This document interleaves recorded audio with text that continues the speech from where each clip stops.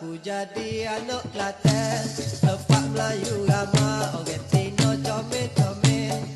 Hutan belana boleh pakat nebel, dalam-dalam sungai pun banyak lagi ikan.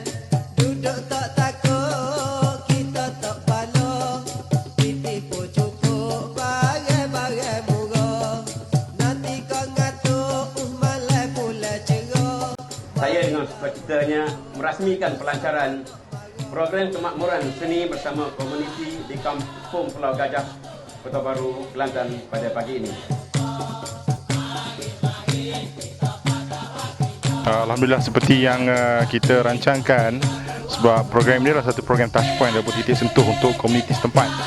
Jadi mengukur dari segi kedatangan jumlah pelawat ataupun pengunjung hari ini tu, kita rasa lebih daripada jangkaan kita lah.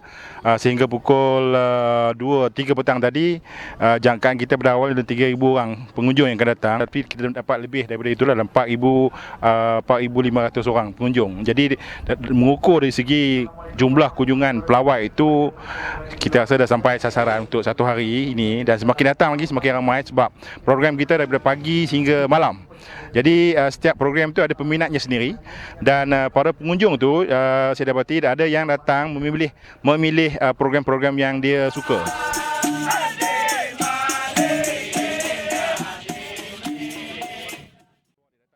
Ikut pada kehendak program masing-masing, dan juga persediaan pameran, aktiviti juga mendapat sambutan yang amat baik. Sebagai contoh, aktiviti pertandingan ayam cantik itu kan, sebenarnya tidak ada dalam rancangan kami, tapi itu adalah kehendak penduduk setempat. Jadi kami sediakan kerjasama dengan pihak setempat, komuniti setempat, dan mereka merasakan hari ini adalah hari yang penting bagi mereka untuk mengeluarkan kreativiti, hasil-hasil terbaik mereka untuk dipersembahkan dan dikongsi oleh penduduk setempat dan juga penduduk luar.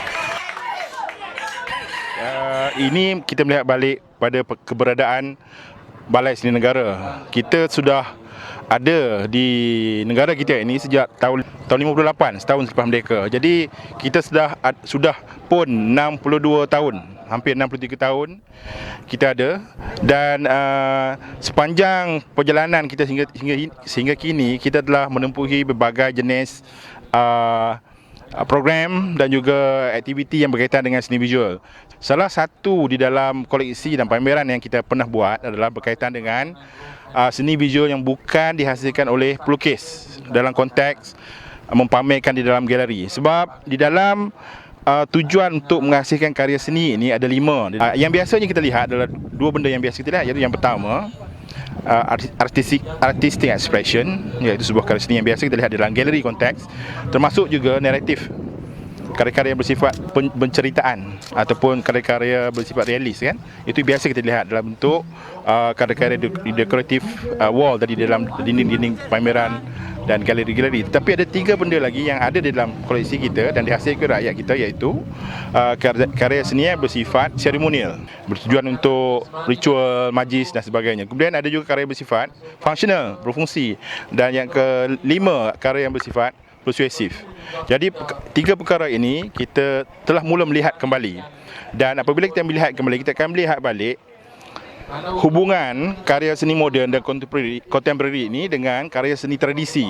Jadi di Kelantan ini, terutama sekali di Pulau Gajah, kita percaya tradisi ini bukan hanya ada pada perahu, tapi ini adalah bertitik tolak daripada sifat manusia sendiri suka untuk berhias.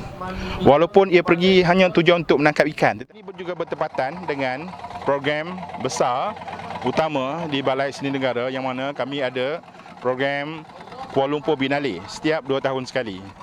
Dan di sini setiap 2 tahun sekali juga mereka mengangkat perahu dan menyobek perahu tersebut. Bertepatan, kena dengan program kami, dan kami pilih tempat ini bersesuaian dengan Kuala Lumpur Biennale yang akan datang, dan kita telah adakan pun program titik sentuh kemakmuran bersama di Zon Timur ini. 21 buah perahu kita sediakan dana untuk mereka untuk membuat baik pulih dan menyobek. Kenapa tidak kita bekerjasama dengan penduduk tempatan? Kerana di sini sepanjang 2 tahun mereka akan mengangkat perahu ini ke atas darat untuk baik pulih termasuk disobek ataupun dihias kembali cat-cat yang telah tanggal dan sebagainya.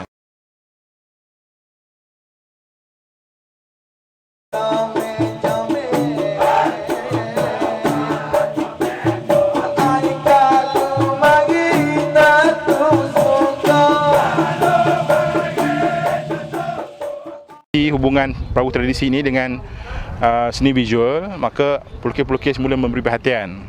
Masyarakat seni mula memberi perhatian dan mengambil kembali inspirasi di tempat ini untuk dijadikan dalam karya-karya mereka. Bila kita mengadakan bengkel-bengkel pendidikan dengan kanak-kanak sekolah, dengan para pelajar, maka mereka juga akan melihat kembali fungsi dan ragam hias yang ada di perahu ini untuk dibuat kajian dengan cara yang lebih fun, seronok apabila mereka mula